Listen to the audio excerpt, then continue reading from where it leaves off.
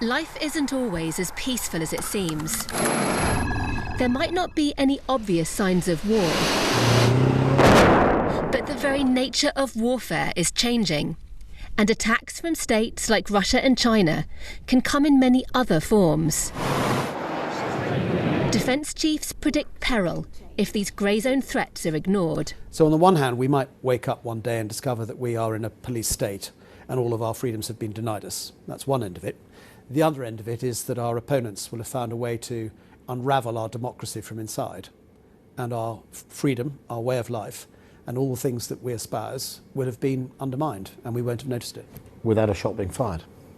That's successful grey zone warfare from adversaries, and they will have done it using proxies, done it through cyber, done it through crippling an economy, and then if you did want to drive in one day with your armoured brigade, there's not much left to get in the way. The UK's former National Security Advisor also warns about a range of threats that sit in this grey zone between war and peace. The danger is that by the time we notice that the damage has been done, it is too late to address it. Because this is the nature of the grey zone.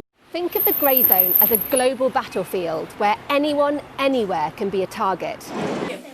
Weapons of choice include disinformation spread online to influence minds and cyber hacks. The grey zone has many physical dimensions too, from assassinations and intimidation to threatening to cut off a country's access to oil and gas or infiltrating critical supply chains. When you start to think of all the different ways nations can hurt each other short of war, the options are literally endless. Now online is a new front line. Attacks can come anywhere there's internet, no matter how remote. This investigator exposes fake news designed to undermine democracies, but often comes under fire himself. It can become very personal when you start getting the death threats, when you start getting the really, really personal attacks. It actually means that you've done a good job because you have said something, you have exposed something which is so important to them that they are trying to either silence you or discredit you. He's not backing down.